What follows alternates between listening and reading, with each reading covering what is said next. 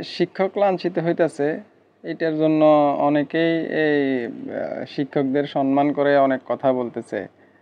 অনেক কিছু বলতেছেন যে শিক্ষকরা সমাজের দর্পণ, সমাজের আয়না, শিক্ষকরা সমাজের এই প্রতিচ্ছবি, মানুষ গড়ার কারিগর।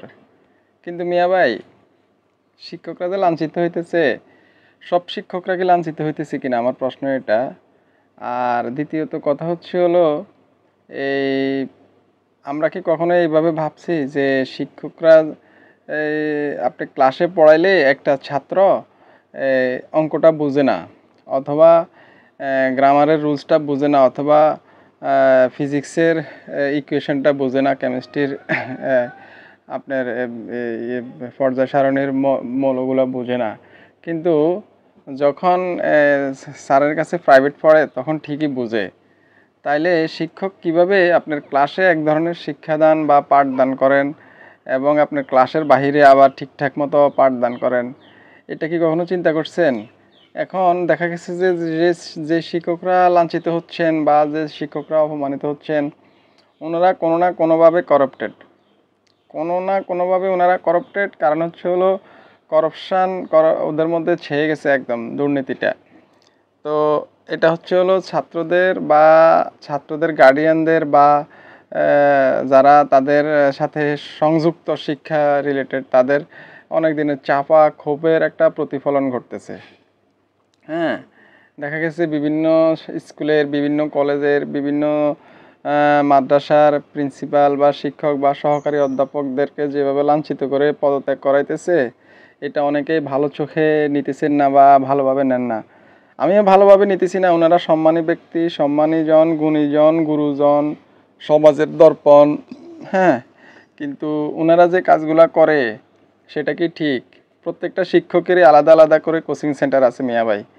এখন এগুলা বলতে গেলে তো আবার শিক্ষকদের গায়ে লেগে যাবে। আবার কেউ কেউ বলবে যে আপনি শিক্ষকদেরকে ভালোবাসেন না বা শিক্ষকদেরকে পছন্দ করেন না, নানান ধরনের কথা চলে আসবে। আসলে আপনার সন্তানের সাথে, অথবা আপনি যখন ছাত্র ছিলেন তখন আপনার সাথে কি করছে আপনার এই শিক্ষক?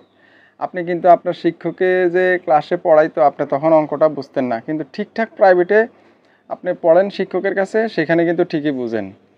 তাহলে এটা কেন? আপনি ক্লাসে একটা অঙ্ক দেখা গেছে পুরো একটা ঘন্টা লাগাই দেয়, বা যতটুকু সময় থাকে একটা পিরিয়ডে ততটুকু সময় পুরোটাই লাগাই দেয়, তারপরেও ছাত্রছাত্রীরা বুঝে না। ওই পিছনের ছাত্রটা বা পিছনের ছাত্রীটা বুঝে না, বা সামনের দুই একজন যারা আছে তারা বুঝে, তারা তো এমনিতেই মেধাবী। কিন্তু অমেধাবী যারা যারা পারে কম, তারা তো ক্লাসে থেকে প্রাইভেটে পড়লে ঠিকই পারে। তো লাঞ্ছিত হয়েছে যে শিক্ষকরা, এটা হচ্ছিল তাদের পাপের পানিশমেন্ট, পাপের ফল এটা হচ্ছিল তাদের।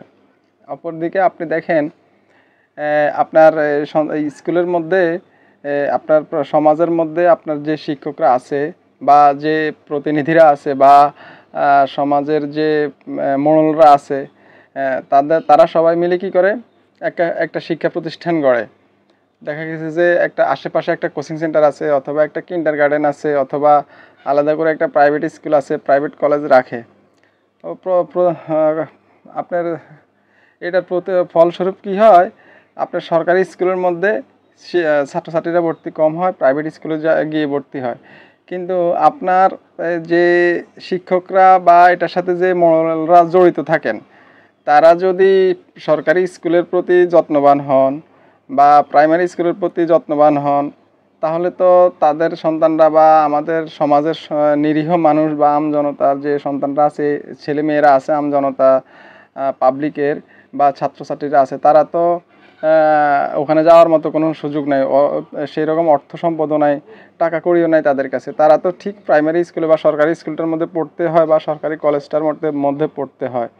কিন্তু আপনার মোড়লরা কী করে, বা কিছু শিক্ষকও থাকে এই সমস্ত কাজের সাথে জড়িত, তারা আলাদা করে একটা কোচিং সেন্টার বা আলাদা করে একটা কিন্ডার গার্ডেন অথবা আলাদা করে একটা প্রাইভেট কলেজ আশেপাশে দিয়ে রাখে। বিশ্ববিদ্যালয়ের বা কলেজের আপনি দেখবেন বিশ্ববিদ্যালয়ের পাশেই কলেজগুলো থাকে, বা স্কুলের পাশেই আপনার কোচিং সেন্টারগুলো থাকে। এই কোচিং সেন্টারের সাথে আবার জড়িত থাকে শিক্ষকরা। ওই শিক্ষকরাই কিন্তু এখন লাঞ্ছিত হইতেছে। এটা হলো মানুষের একটা চাপা ক্ষোভ। যদিও শিক্ষকরা সমাজের দর্পণ, মানুষ গড়ার কারিগর, হ্যাঁ, কিন্তু এই শিক্ষকরা এই জিনিসগুলো করে আসতেছে।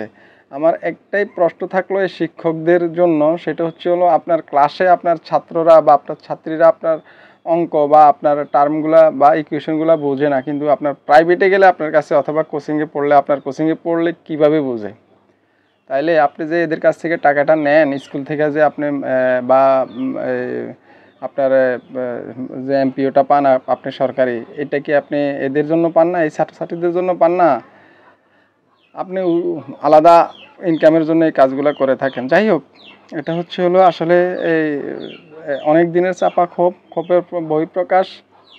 আপনি দেখবেন সমাজের মধ্যে এই যত বড় বড় নেতা আছে, যত বড় বড় সমাজপতি আছে, যত না বড় বড় বিশিষ্ট গুণীজন আছে, অথবা আমি দেখছি সমাজের মধ্যে যারা জনপ্রতিনিধি আছে, চেয়ারম্যান, এমপি, এই লোকগুলা কি করে, আমি অনেক দেখেছি, অনেক জনপ্রতিনিধি সংসদ সদস্য আছে এরকম করছে যে সরকারি হাসপাতালের পাশে তিনি একটা হাসপাতাল দিয়ে বসে আছেন, অথবা একটা ডায়াগনস্টিক সেন্টার দিয়ে বসে আছেন। হ্যাঁ, এটা উদ্বোধনের দিন বলে কি, জনগণের সেবার জন্য চিকিৎসা সেবার মান বাড়াইছি, এটা এই জন্য দিছি আমি। ভাই, আপনি তো জনপ্রতিনিধি, আপনি তো জনগণের সেবার জন্য করতেছেন, তাহলে আপনি কি করবেন? আপনি সরকারি যে হসপিটালটা আছে সেটা তদারকি করেন, মান বাড়ান সেখানে।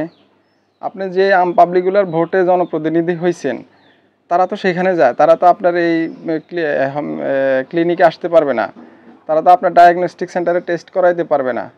যদি আপনি এতই জনপ্রতিনিধি হন, এতই আপনি এই চিকিৎসা সেবার মানের জন্য আপনার এত আহামরি হাউস থাকে, তাহলে আপনি সেই কাজটাই করেন। কিন্তু সেই কাজটা না করে কি করো, আপনি এই সরকারি মেডিকেলের বা সরকারি হসপিটালের পাশে বা সামান্য একটু দূরে আপনি নিজে একটা ডায়াগনস্টিক সেন্টার বা একটা মেডিকেল সেন্টার দিয়ে বসে আছেন। তো এটা কি হইলো? আপনাকে জনগণ বানাইছে ভোট দিয়া, আপনি জনগণের প্রতিনিধি, আপনি ব্যবসা করতেছেন, তো এটা তো কোনো কথা না। আসলে এই সমস্ত চাপা ক্ষোভের প্রতিফলন অনেক কিছু ঘটতেছে, অনেক কিছু হচ্ছে, যে জিনিসগুলো হচ্ছে হলো মানুষের অনেক দিনের ক্ষোভ, অনেক দিনের মানে নিজের ভিতরের যে আপনার অগ্নিস্ফুলিঙ্গটা আছে সেটা এখন আপনার বিস্ফোরিত হয়ে গেছে, বিস্ফোরিত হয়ে এই জিনিসটা হয়েছে। তবে প্রত্যেক ক্রিয়ারই একটা সমান ও বিপরীত প্রতিক্রিয়া আছে। তো অনেক সময় নিউটনের গতির এই সূত্রটা অনুযায়ী ইনস্ট্যান্ট অনেক কিছু হয়, আবার দেখা গেছে যে এই জিনিসটা বর্তমানে যেটা হয়েছে সেটা ইনস্ট্যান্ট হয় নাই। সেটা হচ্ছে হলো অনেক দিন পরে। তবে আপনার ক্রিয়াটা আপনি করে রাখছেন, প্রতিক্রিয়াটা দেখা গেছে এখন 10 বছর, 5 বছর, 15 বছর, 20 বছর পরে এখন হইতেছে, যেটা এখন আমরা দেখতেছি। হ্যাঁ, তবে এটা হচ্ছে হলো সৃষ্টিকর্তা, আপনাকে মনে রাখতে হবে সৃষ্টিকর্তা সূক্ষ্ম এবং ন্যায় বিচারক। এই কথাটা অনেক ছোট কথা, কিন্তু এটার গুরুত্ব, মূল্যমান অনেক বেশি। সৃষ্টিকর্তা সূক্ষ্ম এবং ন্যায় বিচারক, এটা আপনাকে মানতে হবে, অবশ্যই মানতে হবে, যদি আপনি সৃষ্টিকর্তাকে বিশ্বাস করেন। ধন্যবাদ।